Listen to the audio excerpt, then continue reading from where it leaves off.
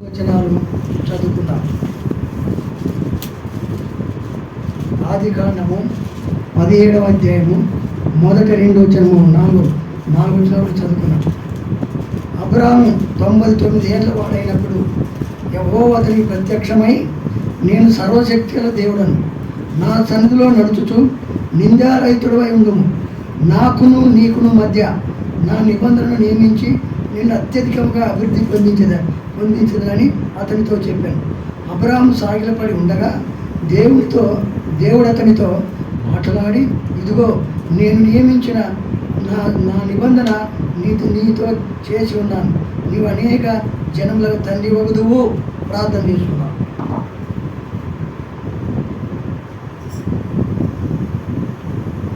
నమ్మకం కలిగిన మా ప్రియ పరలోకపు తండ్రి, జీవం కలిగిన జీవాధిపతి, గడిచిన కాలం అంతా మీరు మమ్మల్ని కాపాడే విధానాన్ని బట్టి, మమ్మల్ని క్షేమంగా ఉంచిన విధానాన్ని బట్టి సాయంకాలం నీ సన్నిధిలో చేరాం. మీరిచ్చిన స్వరాలతో మేము స్తుతించాం. మా స్తుతుల మీద మీరు ఆశగా ఉన్నామని మేము నమ్ముతున్నాం. నిష్ప్రయోజకుడైన నన్ను జ్ఞాపకం చేసుకొని మీ దయగల హస్తాల కింద ఉంచి మీ జీవవాక్యం మాకు అనుకరింపచేస్తారని, ఆది అంతం మీరే ఉంటారని, వచ్చిన వారిని జ్ఞాపకం చేసుకుని ఆయన రావలసిన వారందరూ రప్పిస్తారని యేసు పరిశుద్ధ నామం అడిగి వేడుకొంచున్నాము తండ్రి. రైట్. క్రీస్తునందు ప్రేమైన సహోదరులారా, ఇక్కడ అబ్రాహాము చాలా చక్కగా అంటున్నాడు. ఎంత చక్కగా అబ్రాహాముతో దేవుడు చెప్తున్నాడో మనం ఇక్కడ వింటున్నాం. ఏమంటున్నాడు మరోసారి చూద్దాం ఆ మాట.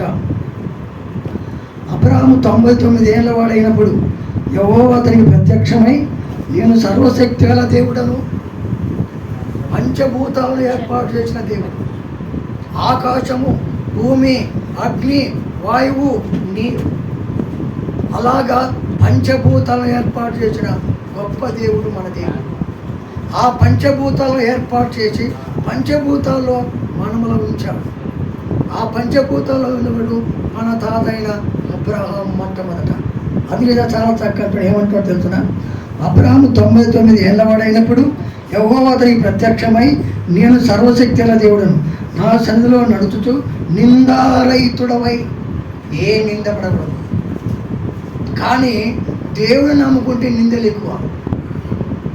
ఎందుకో తెలుసునా? ఆయన శోధన ఎక్కువ. శోధన సహించువాడు ధన్యుడు. ఎందుకంటే యేసు ప్రభువుని నమ్ముకున్న తర్వాత మనకు తప్పక శోధన రావాలా, ఆ శోధనలు జయించాలా, ఇక మరలోకానికి మనం మార్గదర్శకంగా ఉండాలి. లేకపోతే మనం మామూలు నీతి ఎంచలేం. ఎందుకంటే మనుషుల ద్వారానో ఎవరి ద్వారానో ఒక ద్వారా మన మనసు నొప్పిస్తూ ఉంటాం. ఆ నొప్పించినప్పుడు మనం ఏం చేయాలంటే మనం ఎవరిని కూడా మామూలు ఎదురు మాట్లాడకూడదు. చూస్తున్న దేవుడు, నువ్వు చూస్తున్న దేవుడు అని ఆయన గొప్ప చెప్పాలా, మనం మోకరించాలా, ఆయనకు చెప్పాలి. మోకాలు నల్లబడితేనే హృదయం తెల్లబడేది. మోకాలు తెల్లగా ఉంటే హృదయం నల్లగా ఉంటుంది.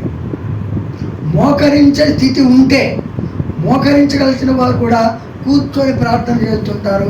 అది అహం, అది దేవుడు అప్పటి. కనుక ఏం చెప్తున్నానంటే అబ్రహాముతో చాలా చక్కగా ఇక్కడ దేవుడు చెప్తున్నాడు. ఎంత చక్కగా చెప్తున్నాడు చూడండి.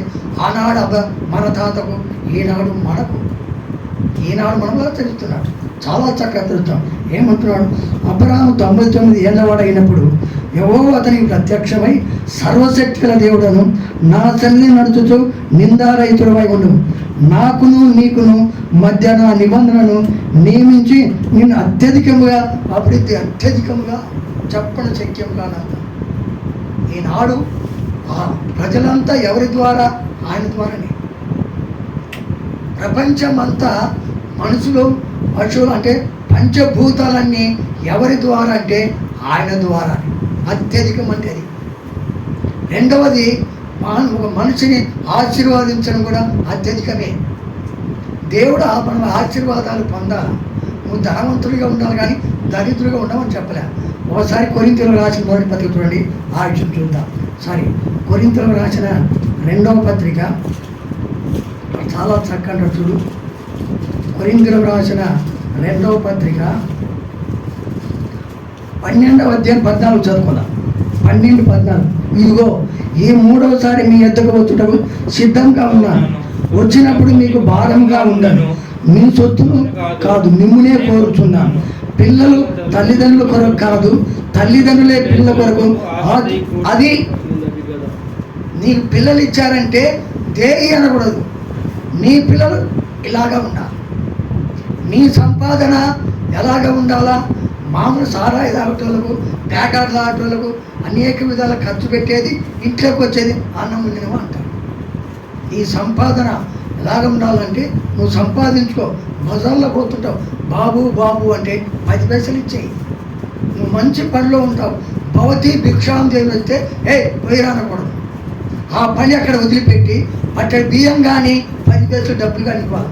అదే ఇస్తే నీ సంపాదనలో ఆయనకి ఇచ్చినట్టు. నేను ఆకలి కొంటే నేను నాకు ఆహారం పెట్టారా? నేను దప్పి కొంటే నాకు దానం ఇచ్చారా? నేను పరదేశం ఉంటే నన్ను చూడొచ్చారంటే పరదేశం ఎంతో మంది పోతుంటారు. అంతేకాదు దైవ సేవకుడు అదేదో ఈ 10 రూపాయల సువార్త ప్రకటించు. సువార్త అసలు సువార్త అంటే ఏమిటి? కొరింథీయులకు రాసిన మొదటి పత్రిక 15:3-4 చూడండి. కొరింథీయులకు రాసిన మొదటి పత్రిక. నాకు ఇవ్వబడిన ఉపదేశమును మీకు అప్పగించుటనే. అదేమనగా లేఖనముల ప్రకారము క్రీస్తు మన పాపముల నిమిత్తము మృతి పొందెను, సమాధి చేయబడను. లేఖనముల ప్రకారము మూడవ దినమున లేపబడెను. అది సువార్త. ఆనాడు మన ప్రవక్తలు ప్రవచించారు. ఆ ప్రవచించిన ప్రవచనం ఈనాడు మనము అనుభవిస్తున్నాము. వాటిని అనుసరించాలి. అనుసరించినప్పుడే దేవుని హత్తుకొని ఉన్నట్టు. అనుసరించడం అంటే నువ్వు ఏం చేయాలంటే ప్రతిరోజు నీ కుటుంబం ప్రార్థన ఉండాలా, లేదా కీర్తన పాడాలా, బైబిల్ చదవాలా, ప్రార్థన చేయాలా, ఆయనకు సొత్తుగా ఉండాలి. అంతేగాని ఏదో ఆదివారం అవుతుందే, ఏదో ఎప్పుడో చేర్చడం కాదు. ఆయన పిలిచాడు.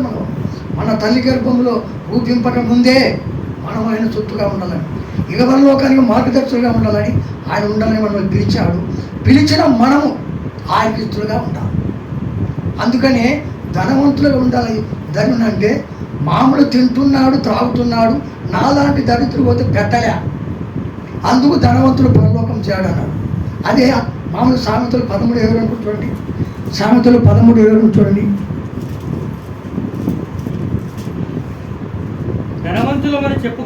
ధనవంతులమని చెప్పుకొనుచు లేమిడి గలవారు కలరు, దరిద్రులమని సామెతలు 13:22 ఉన్నాయా? 13:22. మంచివాడు తన పిల్లలను ఆస్తికర్తలుగా చేయను. అది మంచోడు అంటే ఎవరు? నీ సంపాదన, నీ భార్య, నీ పిల్లలు, నీ సంపాదన, నీ భర్త, నీ పిల్లలు తినాల. మామూలు దిక్కులేని వాళ్ళకి పెట్టాల. మిగిలిన పోస్ట్ ఆఫీసులో కానీ బ్యాంకులు ఉండాలి. మా అమ్మ మా నాన్న ఈ ఇల్లు, ఆ డబ్బు, ఆ పొలం నాకు ఇచ్చారు. మమ్మల్ని కన్నారు, దరిద్రులు చేసినారు. కనుక నీ సంపాదనలో ఇతరులకు పెట్టాలా, సువార్త ప్రకటించినప్పుడే అప్పుడు నువ్వు దేవునికి ఇచ్చినట్టు నీ సంపాదన అత్యధికంగా ఉంటాయి. కానీ అందుకని ఏం చెప్తున్నట్టే, మనం ఆరాధనలు ఉన్నప్పుడు మన ఆరాధన ఆత్మతో సత్యంతో దేవుని ఆరాధించే వాళ్ళమే ఉండాలి.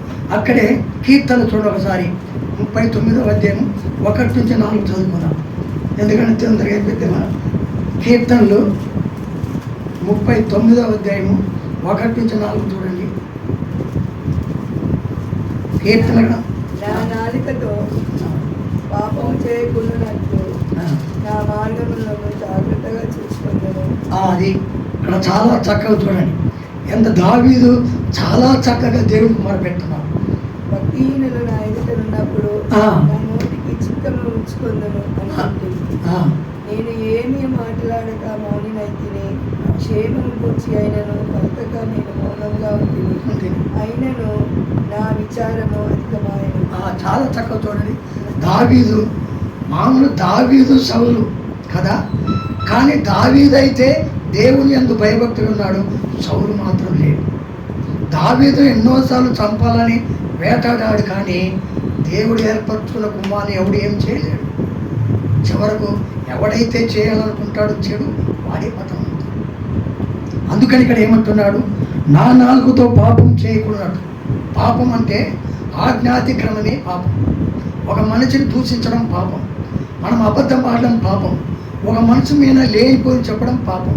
రెండవది, ఒకడెవడో తప్పు చేస్తాడు, వాడేదో లేనిపోయి కల్పించి చెప్తే అది నిజమని నమ్మి ఈ మనిషిని హీనంగా చూస్తున్నాం, కించపడుతున్నాం, త్రోచేస్తున్నాం, అట్టాటోడంట ఇట్టాటోడంట అని ఏళ్ళు పెట్టి చూపిస్తున్నాం, తీర్పు తీరుస్తున్నాం. జాగ్రత్త. మనముగా తీర్పు తీర్చాల్సింది ఆయన తీర్చాలి. నువ్వు తీర్పు తీర్చావా పాతాళం తప్పదు. కనుక వాళ్ళ గురించి మనం ప్రార్థించాలి. యేసు ప్రభు ఆ లక్షణాలు మనకు ఉండాలి, కానీ సాతాను లక్షణాలు లేవు. ఆయనతో ఉంటున్నాడు, ఆయనతో తింటున్నాడు, ఆయనతో తాగుతున్నాడు, ఆయనతో చోట తెస్తున్నాడు, కానీ చివరికి ఏమయ్యాడు? ప్రాణం అర్పించడానికి సిద్ధపడ్డాడు యూదా ఇస్కరియోతు. కనుక మనం ఉంటూ మన సహోదరులు మనం ప్రేమించకపోతే యేసు ప్రభును దూరంగా పెట్టడం వల్లనే అవుతాం. అందుకని ఎంత చక్కగా నా నాలుగుతో పాపం చేయకున్నట్టు, అబద్ధం ఆడకున్నట్లు నా మార్గమును జాగ్రత్తగా చూసుకున్నాను. కూర్చున్నప్పుడు, పడుకున్నప్పుడు, లేచున్నప్పుడు ముఖ్యంగా ప్రార్థన, కుటుంబ ప్రార్థన ఉండాలి. అది గుర్తుపెట్టుకో. నువ్వు పగలంతా పని చేసేస్తావు, చెయ్యి. రాత్రి వచ్చినప్పుడు అమ్మాయి రా, అబ్బాయి కూర్చోరా అని నువ్వు ఒక కీర్తన పాడి బైబిల్ చదువుకొని ప్రార్థన చేసి పడకు. మళ్ళీ లేచిన వెంటనే అమ్మాయి లేయి, అబ్బాయి రారా, అమ్మ కూర్చో, కీర్తన పాడు, బైబిల్ చదువు, ప్రార్థన అయ్యా మాతో రా, మన పిల్లలతో ఉండు అని ఆయన పిలవడం నేను సిద్ధంగా చూస్తుంటాడు. ఆయన నన్ను పిలుస్తారా లేదా ఇల్లు అంటే వాక్యం ద్వారా కావచ్చు, ప్రార్థన ద్వారా కావచ్చు, ఏదో ఒక విధాన ఆయన మనం పిలవాలి. వాక్యం చదివావా? ఆది యందు వాక్యం ఉండను, వాక్యము దేవుని యొద్ద ఉండను, వాక్యము అది ఆయన మనతో ఉన్నాడు కనుక మనం ఆయనతో ఉండాలా. మనం ఆయనతో ఉండాలంటే ఆయన స్తుతిస్తూ ఉండాలా. అది ఇక చాలా చక్కట్టున్నాడు. నా నాలుకతో పాపం చేయకూడనట్లు నా మార్గం జాగ్రత్తగా చూసుకుందాం. భక్తిహీనుడు నా ఎదుట ఉన్నప్పుడు, భక్తిహీనుడు మనల్ని అపవాసం చేసేవాడు, మనల్ని కించపరిచేవాడు, మన ఆంతర్యాన్ని భంగపరిచేవాడు, మన కుటుంబం మీద ఏదేదో చెప్పేవారు, మన కుటుంబాన్ని నాశనం చేయాలని ఏదేదో వాడు చెడు ఆలోచిస్తూ ఉంటాడు. కానీ మనిషి వాడు బాగానే మనతో మాట్లాడతాడు, మనం తీసుకుని చెడు అక్కడ చెప్తాడు, అక్కడ తీసుకొచ్చి మనకు చెప్తుంటాడు. మళ్ళీ బాగానే మంచి వాళ్ళు అక్కడ నేను పైకి బాగానే ఉన్నాను చెప్తున్నా, నా అవంతరం ఆయన చూస్తాడు. చెప్తున్నాడు, తెల్లబట్టలు వేసుకున్నాడు, మరి నేను ఎలాగ ఉన్నాను, నన్ను చూస్తున్న దేవుడికి భయపడాలి. మనిషికి భయపడాల్సిన అవసరం లేదు. Don't care. కనుక దేవుడు మనల్ని పిలిచాడు. జీసస్ సరిగ్గా ఇంగ్లీష్ మనం వదిలిపెట్టు. ఆయన పిలిచాడు, పిలిచిన పిలుపు స్థిరంగా ఉండాలి, మన వ్యక్తులుగా ఉండాలి. అది చాలా చక్కగా అంటున్నాడు. ఇంకేమంటున్నాడు? భక్తిహీనుడు నా ఎదుట ఉన్నప్పుడు నా నోటికి చిక్కే ఉంచుకుంటుంది అనుకుంటుంది.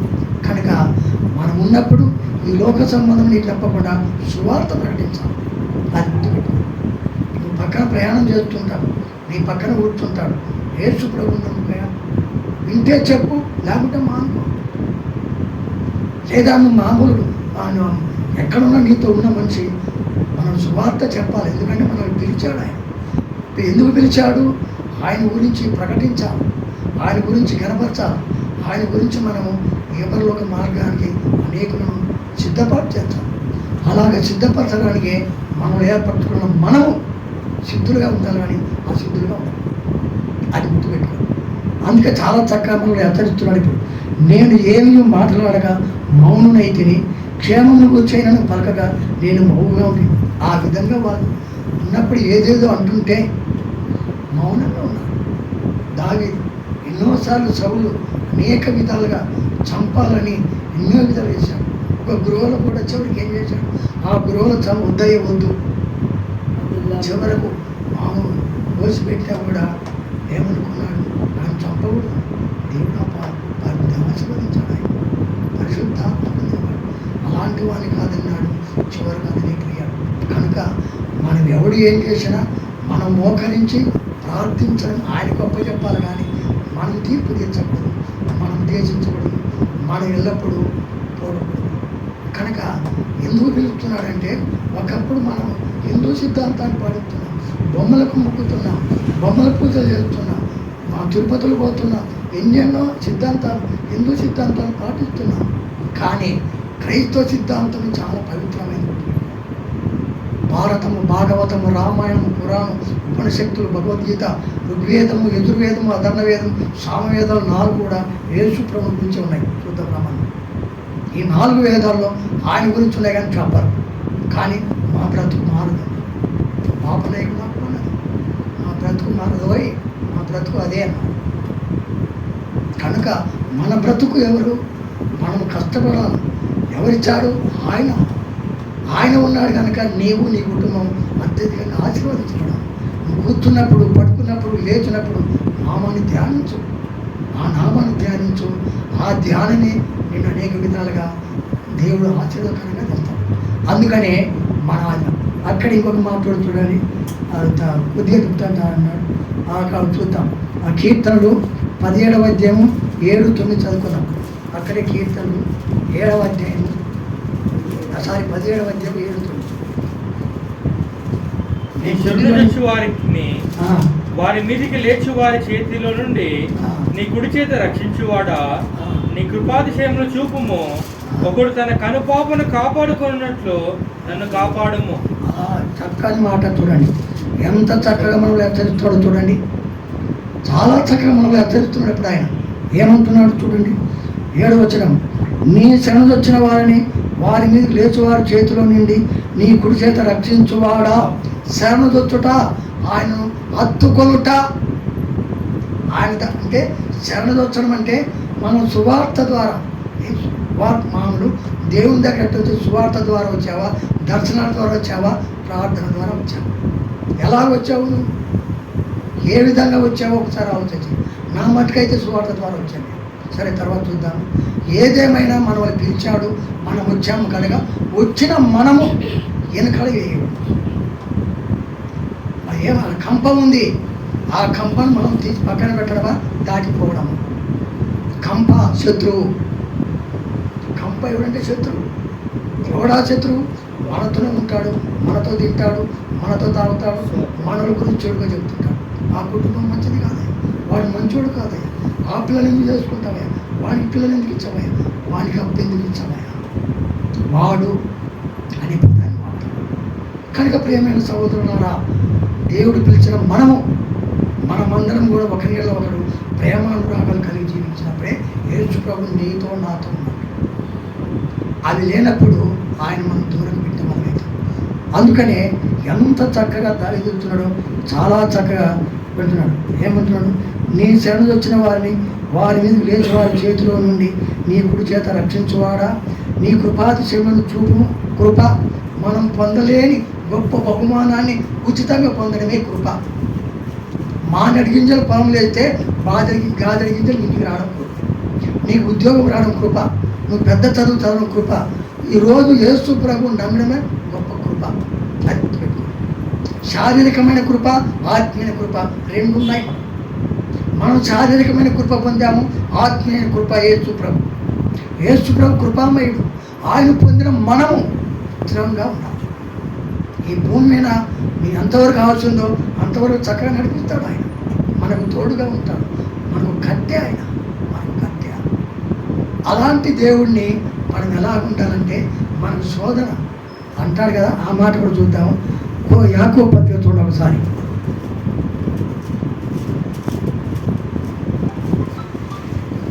యాకోబు పత్రిక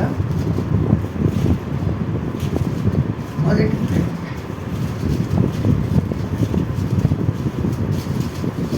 చాలా చక్కగా యాకోబు పత్రిక మొదటి అధ్యాయము 12వ వచనం చదువుకుందాం. యాకోబు మొదటి అధ్యాయం. శోధన సహించువాడు వాడే ప్రభు తను ప్రేమించి వానికి వాగ్దానం చేసిన జీవ కిరీటం పొందను. అది జీవ కిరీటము అనగా యేసు క్రీస్తు వారి వాక్యము. ఇది జీవ కిరీటం మనకు.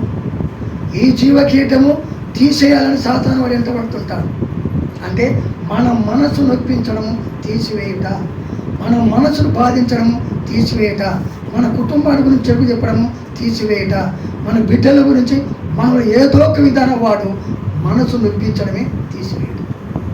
అలాంటి వాళ్ళందరికీ మనము ఆత్మీయంగా దూరంగా, మనసులో దూరంగా ఉండాలి, కానీ శారీరానికి దగ్గరగా ఉండాలా, సువార్త ప్రకటించాలి. వాళ్ళకి చెప్పాలా. వింటే ధనుడు, వినకపోతే ఆయన చూస్తున్నాడు. కానీ చెప్పడం మన ధర్మం, వినకపోతే వాళ్ళ కర్మ. మనం చెప్పాలా, ఏర్పరచుకున్నాను. మనం డోంట్ ఫియర్, భయపడాల్సిన అవసరం లేదు. We are all decided to follow Jesus Christ, more than that. వెనక మనం చెప్పాల్సిన అవసరం లేదు. ఇంగ్లీష్లో చెప్పొచ్చు, హిందీలో చెప్పొచ్చు, తెలుగులో చెప్పొచ్చు, కానీ మనం తెలుగు దేశ భాషలందు తెలుగు లెస్స. అవి పక్కన పెట్టు, అక్కడికి పోతే అక్కడ, ఇక్కడ పోతే ఇక్కడ. కనుక మన జీవితంలో ఆయన ఉన్నంత వరకు ఎవడి వల్ల కాదు, ఏం కాదు. కనుక మనం సిద్ధపడిన మనం సిద్ధంగా ఉండాలి, కానీ తగ్గిపోకూడదు. అందుకనే ఎంత చక్కగా మాట అంటాడు. ఒకసారి మనం చూద్దాం. ఏమంటున్నాడు? నీ శరణు వచ్చిన వారి మీద లేచి వారి చేతిలో నుండి నీ కుడి చేత రక్షించువాడా, నీ కృపాతిశయములను చూపు. ఒకడు తన కనుపాపను కాపాడినట్లు నన్ను కాపాడుము. ప్రతిరోజు ఈరోజు మా బస్ స్టాండ్ వచ్చి నన్ను మల్లెలు కూడా పోమని చెప్పారు. మల్లెలు కూడా పోతున్నాను. ఆ బస్ స్టాండ్కి వస్తే ఒక అమ్మాయి, కుర్రమ్మాయి పడిపోయింది. బస్సులన్నీ ఆగిపోయాయి. ఆ అమ్మాయి వస్తుంది, పడిపోయింది. మరోవైపు చూస్తే బాగుండాలి, ఎందుకంటే నా కళ్ళు తిరిగినాయి అన్న. చూడు, ఒకవేళ అదే మామూలు బస్సులు జరుగుతామని సంగతి ఏంటి? కనుక బస్సులు మోటార్ సైకిల్ వాళ్ళందరూ ఆపేశారు. కనుక ఎప్పుడు ఏం జరుగుతుందో మనం చెప్పలేము. కనుక ఆ శోధన అనేవాడు సాతాను మనకు వేటాడుతుంటాడు. వేటాడుతున్న సాతాను జయించాలంటే యేసు ప్రభువు మనం ఉండాలి, జీవవాక్యం మనలో ఉండాలి, మనం తుతిస్తుండాలా, కనపడుతుండాలి. అప్పుడే మనల్ని క్షేమంగా ఉంటాడు, మనల్ని ఆశీర్వాదిస్తాడు, మనలో మన కుటుంబాన్ని దీవెనకరంగా ఉంచుతాడు. కానీ ఆయన ఏంటంటే అలాంటి దేవుని నమ్మిన మనం మామూలు అబ్రాహాము, ఇస్సాకు, యాకోబులు దీవెనకరలా దరిద్రలే. యేసు ప్రభువు నమ్మిన మనం ఆత్మీయ దీవెనకరము, శారీరకమైన దీవెనకరము. అందుకనే మనం బహుజాగ్రత్త. అక్కడ ఇంకొక దేవుడు చూద్దాం. చూడండి, అవి మర్చిపోయాను. కీర్తనలు 36:7 చూడగా, కీర్తనలు 36:7 చదువుకొని ఆరాధన చాలా ఉన్నాయి. కానీ దేవా, నీ కృప ఎంతో అమూల్యమైనది, నరులు నీ రెక్కల నీడను ఆశ్రయించుచున్నారు. అది చాలా చక్కగా 36:7. దేవా, నీ కృప ఎంతో అమూల్యమైనది, నరుని రెక్కల నిన్న ఆశ్రయించుట, ఆయన దగ్గర ఉండుట, కాపాడుట, రక్షించుట. ఆశ్రయము, రక్షణ, కాపుదల. ఎందుకో తెలుసిన? ఆయన నమ్మిన మనం, ఆయనతో ఉన్న మనల్ని రక్షిస్తుంటాడు ఆయన. నా కుమారుడు, నా కుమార్తె నేను చేశాను అన్నాడు. ఆదాము చేశాడు, ఏదేంలో తోటలో ఉంచాడు. మంచి చెడు చెట్టు ఫలం నీకు వద్దాయి అన్నాడు. జీవవృక్షం ఉంది, మహిమ శరీరం ఉన్నాయి, కానీ మంచి చెడు తినాలి. ఏమున్నాయి దాంట్లో? కామ, క్రోధ, లోభ, మోహ, మదమత్సరం. అవి తినొద్దన్నాడు. కానీ మీరు ఫలించి అభివృద్ధి పొంది భూమిని నిందించాలంటే అది తినాలంటే సాతాను రావాలి. సాతాను గారు చెప్పాడు, తిన్నారు. ఈనాడు భయంకరంగా ఉన్నాము. కనుక పాపంలో ఉన్న మనము పరలోకం చేయాలి. భయంకరమైన పాపం. ఆ పాపాలు కొన్ని చూద్దాం. ఒకసారి గలతీ రాసిన పత్రికలోని చాలా ఉన్నాయి. గలతీలకు రాసిన పత్రిక 5వ అధ్యాయం 19 చూడు. ఎంత పాపములు చేస్తున్నామంటే మనం భయంకరమైన పాపాలలో ఉన్న మనం. గలతీలకు రాసిన పత్రిక 5వ అధ్యాయము 19 నుంచి చదువుకున్నాం. శరీర కార్యము స్వస్థమై ఉన్నవి, అవేవనగా జారత్వము, అపవిత్రత, కాముకత్వము, విగ్రహారాధన, అభిచారము, ద్వేషములు, కలహములు, మత్సరములు, క్రోధములు, కక్షలు, భేదములు, విమతములు, అసూయలు, మత్తతలు. అది ఇక్కడ చాలా ఆచం. శరీరకారము స్వస్థమైన జారత్వము అంటే ఏమిటి? జారత్వం అంటున్నాగా, అసలు జారత్వం అంటే ఏమిటి? కొరింథీయులకు రాసిన మొదటి పత్రిక 5వ అధ్యాయం చూడు. కొరింథీయులకు రాసిన మొదటి పత్రిక 5వ అధ్యాయం 1వ వచనం చూడండి. మీలో జారత్వం ఉన్నదని వదంతి కలదు. మీలో ఒకడు తన తండ్రి భార్యను ఉంచుకొని వాడట. అది వరుస వాయి లేకుండా పాపం చేయడమే జాగ్రత్త. చిన్నక్క, పెద్దక్క, అన్న, చిన్నమ్మ అని అక్క ఈ విధంగా పాపం చేస్తుంటాడు. పెదనాయన, చిన్నాయన, అన్న, తమ్ముడు లేకుండా పాపం చేయడం. రూబేను తండ్రి మొత్తం ఎక్కాడు. అమ్మను చిల్లులు తాపాతో పాపం చేశాడు. కనుక ఇలాగా జాగ్రత్త అనేది వదిలేసాము. వదిలిన మనము స్థిరంగా ఉండాలా. ఇంకేమంటాడు జాగ్రత్త తర్వాత అక్కడ? జాగ్రత్తం తర్వాత జాగ్రత్తం అపవిత్రత. పవిత్ర వేరు, అపవిత్రత. అపవిత్రత అంటే ఏమిటి అంటే మనం ఒకసారి చేసింది మరలా చేయడం అపవిత్రత. దావీదు మీకాలు పెళ్లి చేసుకున్నాడా? ఆమె వదిలాడా? ఏరే వారికి భార్య అయిందా? మరలా తెచ్చుకోవడం అపవిత్రత కాదా? ఆ లేఖనాలను చదువుకుని మనం సంబంధించాలి. చెప్తాను. కనుక ఎందుకు చెప్తున్నానంటే ఒకసారి చేశాం, మన పాపాన్ని బాధి పెట్టాం. మనం క్రొత్తగా ఉంటున్నాం. ఒకటి క్రొత్తగా జన్మించే తప్ప అతను పరలోకం చారు. కనుక క్రొత్త అంటే జీవవాక్యం. ఈ జీవవాక్యం ముందు మనం జీవిస్తుంటేనే తప్ప మరలా ఈ లోక సంబంధం కాదు. అంటే ఈ లోక సంబంధం అంటే మనం పని పాటలు చేసుకోవాలా, ఉద్యోగాలు చేయాలా, మనం ఈ లోకంలో ఉన్నటువంటి శారీరక సంబంధమైన చేస్తూ శారీరక సంబంధమైన వాటిని దిక్కులేని వారికి, అనాథలకు, పేదలకు, దైవసేవకులు ఇస్తూ దేవుని యందు నమ్మకం. నిజంగా నువ్వు వస్తున్నావు, కానుక ఎంత వేస్తావు? 10 పైసలు వేస్తావు. నువ్వు వారం పొడుగునా చేస్తున్నావు, పోనీ 500 వస్తాయి, 50 వేస్తున్నావా? జాగ్రత్త. చూస్తుంటాడు ఆయన. నన్ను ఎవరు చూడలేదు, నేను చూడకపోవచ్చు, కానీ మనలా పిలిచిన ఆయన ఉన్నాడుగా, ఆయన చూస్తాడు. ఆయన భయపడాలి. మనం మనిషి భయపడాల్సిన అవసరం లేదు. Don't care. అది గుర్తుపెట్టుకోండి. మనం ఆయన భయపడితేనే మన జీవితాలు బాగుంటాయి, కానీ మన కుటుంబం బాగుంటుంది, మనం ఆరోగ్యంగా ఉంటాము. మనం అడిగింది ఇస్తాడు వాడు. ఆయన ఇస్తాడు. సారి అడుగు ప్రతివాడు పొందబడను, అడుగుడి మీకు ఇవ్వబడను, వెదకుడి మీకు దొరుకు, తట్టుడి మీకు తొరబడను, అడుగు ప్రతివాడు పొందబడను. కనుక ఆ విధంగా అడిగారు, మన పితరులు పొందారు. ఆ విధంగానే ఈనాడు మనం కూడా నీ అవసరతలు, నీ అక్కర్లు, నీ పిల్లలు ఉన్నారా, పెద్ద చదువులు చదవాలి, ఉన్నతమైన ఉద్యోగాలు చదవాలి, దేవుని స్తుతించాలా, కనపరచాలి. అంతేకాని నీవు దిక్కులేనివా, అనాథగా, పేదగా ఉండమని చెప్పలేదు. కనుక ఉన్న నీవు ఆయనకు ఇష్టడుగా ఉన్నావా, అది కావాలి. ఆయనను ఉన్నత స్థితిలో ఉంచాడుగా, నేను హెచ్చించాడుగా, యువలోకానికి మార్గదర్శకుడు ఉంచాడుగా. ఉంచిన నీవు నేను ఎట్లున్నాము, ఇట్లున్నామా, ఇట్లున్నాము. మనమ చెప్తున్నావా, ముందడిగేస్తున్నావా? మనమ చెప్పకూడదు, మనం ముందడిగేయాలి. అందుకనే సమయంలో ఇంకొక మాట చదువుకొని ఆరాధన ఎక్కడంటే చాలా చక్కని మాట చెప్తారు. విలాపవాక్యములు 3:22-24 చూడండి. విలాపవాక్యములు 3వ అధ్యాయము 22-24 చదివి చాలా లేఖనాలు ఉన్నాయి. కానీ యెహోవా కృపగలవాడు, ఆయన వాత్సల్యత ఎడతెగక నిలుచున్నది గనక మనం నిర్మూలము కాకుండా వారము. యెహోవా నా భాగమును నేను ఎంచుకొని ఉన్నాను, ఆయన యందు నేను నమ్మిక ఉంచుకొని ఉన్నాను. అది చాలు. ఏమంటున్నాడు? చాలా చక్కతున్నాడు. విలాపవాక్యములు ఎంత చక్కగా 3వ అధ్యాయం 22-23 నేను కూడా చదువుతాను అన్నమాట. చదివి ఆరంభించాలి.